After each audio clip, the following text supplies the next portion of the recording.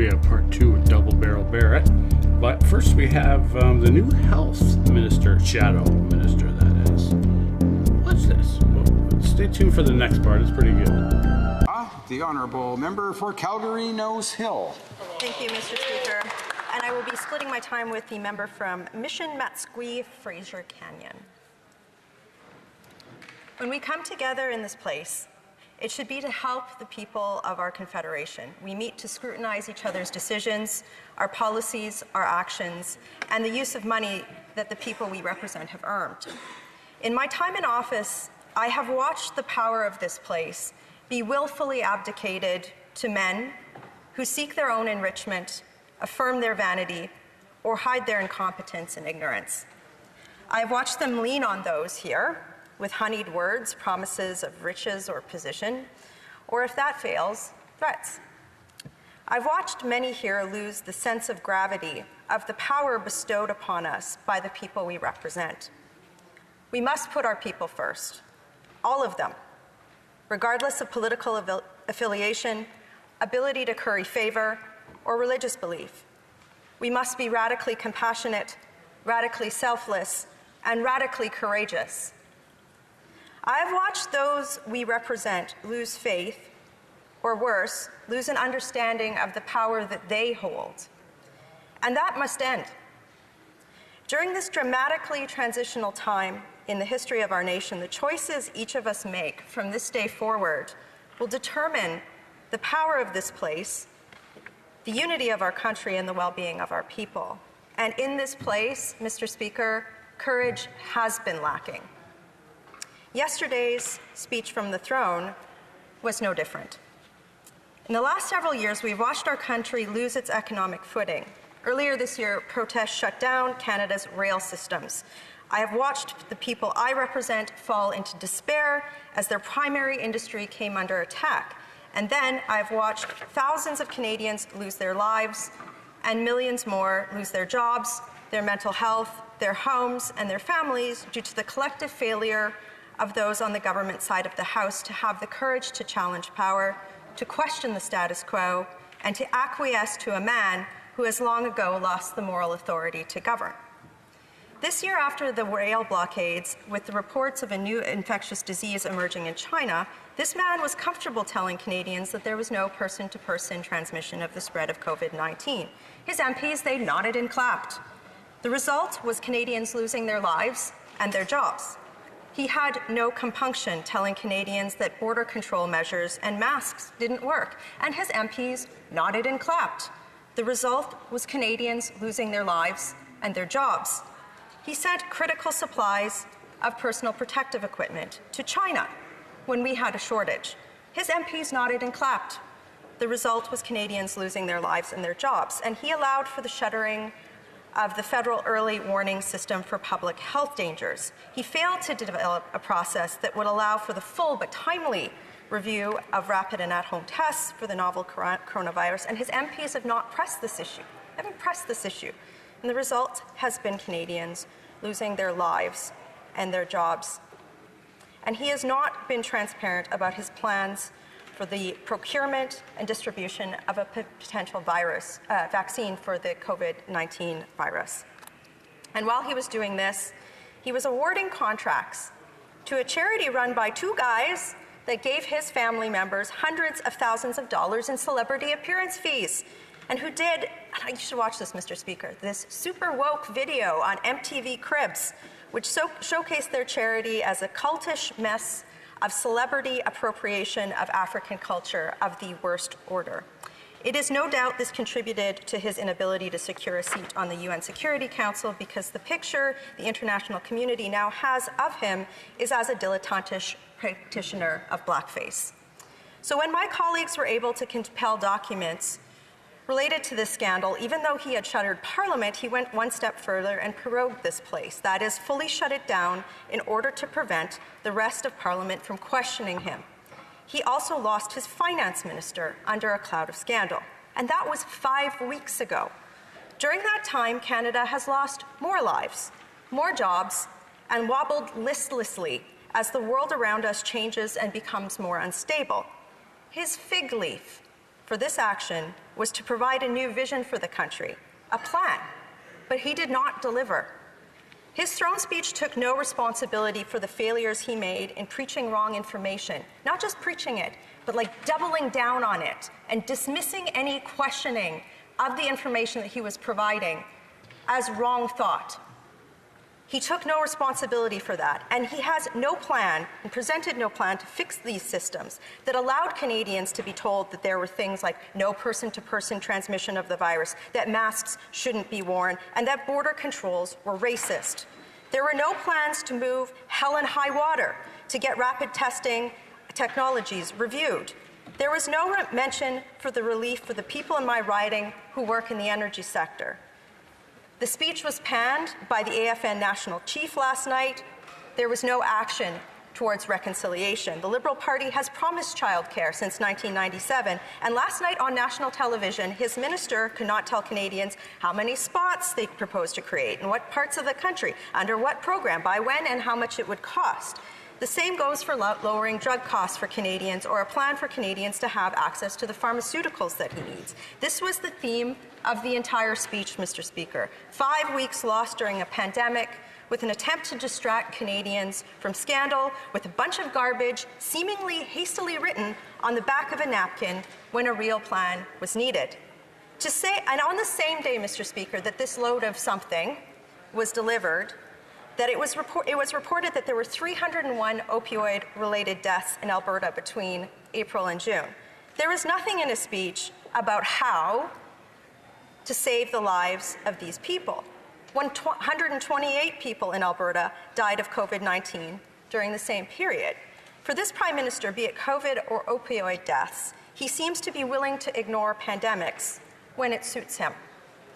For those who are saying that it is too early to question the government's response to the pandemic and economic collapse, and that has been the argument on this side today, I say to them, for those who have lost their lives, who have lost their jobs, and who have lost time as a result of this government's inactions, it is too late. It's already too late. Their inaction has cost them all of these things. It's too late for Sarah Campbell. I cannot believe the public safety minister said that there was a compassionate program to deal with her when she went without her fiancé's companionship during her cancer treatments this year, and they refused to look at her. They refused to have a plan for people who are separated by border closures because the government has failed them. It's too late for my constituent Cheryl, who wrote to me at a loss to express her desperation and her loss of hope in her husband losing his job in the oil sector. It's too late for so many, and the Prime Minister has no plan and only scandal to offer them, but there is hope. Mr. Speaker, I myself had lost a lot of hope after the last election. It was hard for me.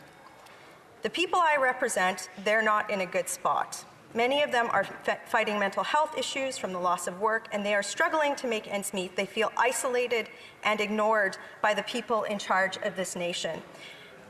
I've been trying everything that I can do with the courage inside me to fight for them, to get for change that would allow them to see themselves in a prosperous, peaceful future Canada. Enter the Member of Parliament from Durham, the new leader of Canada's official opposition and the Conservative Party of Canada. In a few short weeks, even as he battled the coronavirus himself, as the new leader of our party, he has given me a boost of hope that I needed, not just as a Member of Parliament, but as a member of a community who's struggling, as a wife apart from her husband, and as a powerful woman who won't back down to anyone. He has done something that is vitally important to me personally, publicly expressed firm support for the human rights of all Canadians, including a commitment to fight discrimination faced by the LGBTQ community and work to protect and enhance women's rights without apology or hesitation. I have no confidence in this government, but especially not in the current Prime Minister, but I do have confidence in that man and this team and in the millions of Canadians who have had enough and are about to stand up for change. In the coming weeks, in the coming months, you will see this team put forward an alternative plan, an alternative vision to this incompetence, this lack of courage, and this lack of compassion. And as Shadow Minister for Health, I will be holding the government to account for their failures. There will be no quarter and there will be no apologies. But there will be hope. And I ask every Canadian to stand with me to join our fight in building a new vision for Canada. Giddy up.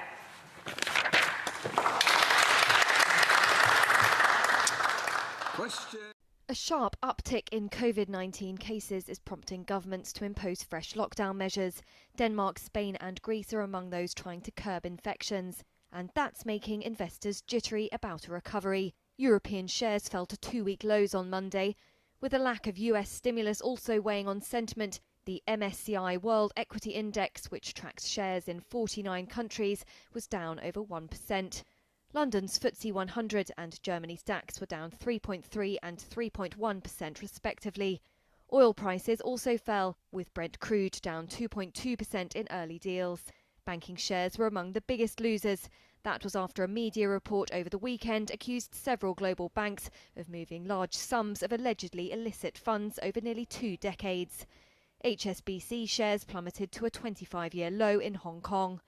The BuzzFeed and other media articles were based on leaked suspicious activity reports. HSBC shares in London fell as much as 5.8%. The stock has now nearly halved since the start of the year. Standard Chartered dropped as much as 5.2% in London, to its lowest since 1998. That was against the backdrop of a broader sell-off in the market. Investors will also be looking ahead to flash PMI data on Wednesday for the first hints of how economies have fared in September. The European Central Bank will also reportedly review how long its emergency bond purchase scheme should go on. The European Council meets at a summit on Thursday and Friday this week. For Leeds, Grenville, Thousand Islands, Rideau Lakes.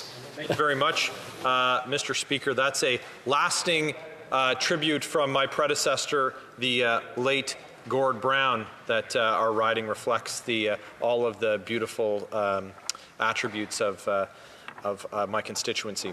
I'm rising today on a question of privilege regarding a deliberately misleading statement presented to the House by the Parliamentary Secretary to the Minister of Public Services and Procurement. Now, this was by way of the government's response to an order paper question numbered 443, tabled during the previous session of Parliament.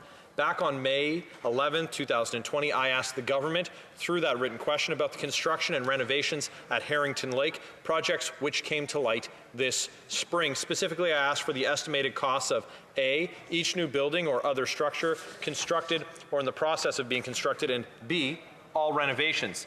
In the Parliamentary Secretary's response, tabled on July 20th, 2020, the House was informed that estimated costs of construction work at the Prime Minister's summer home would cost taxpayers some $8.63 million.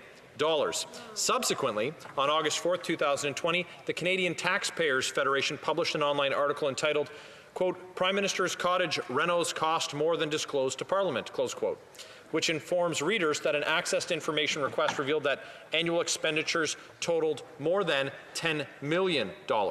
For its part, the National Capital Commission claims the difference between the two amounts comes down to operational or maintenance budgets, but some of the invoices cited by the Canadian Taxpayers Federation include the removal of the caretaker's house foundation and installation of security infrastructure.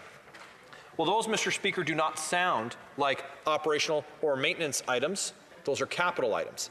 The chair is often inclined to view such disputes as contests over facts. That's not the case here. Mr. Speaker, instead what we have is willful muddying of language. Well, we have no procedural definition of renovation. The Merriam-Webster Dictionary offers, quote, "to restore to a former better state as by cleaning, repairing, or rebuilding," and defines maintenance as, quote, "the upkeep of property or equipment," close quote. There's no way to construe one word in the context of the repairs to a residence that would not include everything deemed relevant to the other. It's my view, Mr. Speaker, that the government has, by the very act of attempting to portray these two requests as different, shown an intent to deliberately mislead this House with its written response and is therefore in contempt of this House. Speakers have, when faced with allegations of the House being deliberately misled, applied a three-part test, which is articulated at footnote 129 on page 85 of House of Commons Procedure and Practice, 3rd edition. Quote, 1, it must be proven that the statement was misleading. 2, it must be established that the member making the statement knew at the time that the statement was incorrect. And 3, that in making the statement, the member intended to mislead the House." End quote. I believe these 3 elements can be made out in the present case. Firstly, the statement in the response to question number 443, it's simply misleading. The numbers in the response and those disclosed under the Access to Information Act don't reconcile. Erskine-May is worth noting here at paragraph 22.23 under Answers and Corrections, where it states, quote, "When factual mistakes are discovered in an answer to a question, ministers may submit written ministerial corrections for publication in the House papers and online. Such corrections are required to be freestanding and should not be used to provide new information, however, closely related to the original proceeding. Nor should they be used to rehearse the arguments which may have given rise to the original erroneous answer," end quote. This point from Erskine-May is crucial because it establishes that when it comes to questions, ministerial responsibility is firm. Ministers are responsible solely for the information provided by their department. Contradictory information provided to the House by the minister's department in response to questions is treated the same as though the information was provided personally by the minister. Secondly, the parliamentary secretary or the person preparing the response on his behalf had to have known the response to be misleading. The Canadian Taxpayers Federation Access to Information response is based on real, tangible documents. These documents, the actual bills, were certainly available at the time of preparing the response to my written question. In fact, many departments have their access to information and privacy officials prepare order paper question responses because the overlap in skills and procedures involved. Thirdly, it's my view that with the lower numbers provided in the response to the written question for the purpose of misleading the House. We're not talking here about blowing a construction estimate several years down the road. It's a pattern pretty common in government. But these are 2 sets of figures, most likely being prepared simultaneously and quite likely by the same official. In fact, I'm informed that the documents provided to the Canadian Taxpayers Federation are date-stamped April 22nd of this year, a full 3 months before the answer to my question was tabled in this House. This means that the government cannot even plausibly argue that the costs changed between the time that the answer was provided to me and when the same response was provided to the Canadian Taxpayers Federation. The government would have known that the cost provided to me omitted items which were part of the completed costing document, which was later provided to the Federation.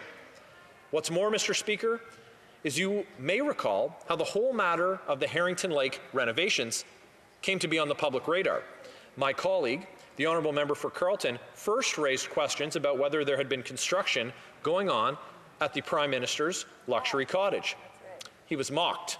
He was ridiculed as if he was peddling some delusionary conspiracy theory. The Parliamentary Secretary for Housing even tweeted a reply featuring a Star Wars spaceship photoshopped onto the grounds of Harrington Lake.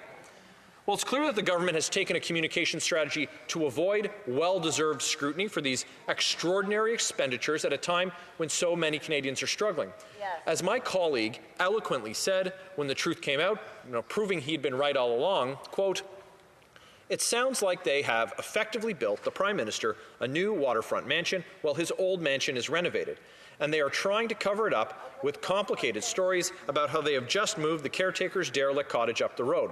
What they should have just said is the Prime Minister needs a lakeside mansion while his existing one is renovated," end quote. It's no surprise that, yet again, efforts to minimize and deflect scrutiny are on display again. The problem, though, with that, Mr. Speaker, is that it's not just spin, it's misleading. A number of Speaker's rulings have established prima facie cases of privilege when it has been established that misleading information had been provided by the government. For example, on December 6, 1978, Mr. Speaker Jerome found a prima facie case of privilege where evidence at a Royal Commission had demonstrated that an MP had been purposely misled by Solicitor General some 5 years earlier. Again, on February 1st, 2002, Mr. Speaker Milliken found a prima facie case when conflicting information was provided by a minister, despite the fact that the minister stated he had no intention of misleading the House. Nonetheless, contradictory statements were made, leaving the House with two different versions of events. Now, just as then, we have before the House two contradictory statements made on behalf of the same minister on the same matter of the government's administrative responsibilities. Later on March 9, 2011, Mr. Speaker Milliken found a prima facie case involving a minister's statement in committee and the House. He said that the minister's statements had, at the very least, caused confusion. More recently, on March 3, 2014, another of your predecessors, the Honourable Member for Regina Capel, found that a member had offered contradictory statements which merited further consideration by an appropriate committee.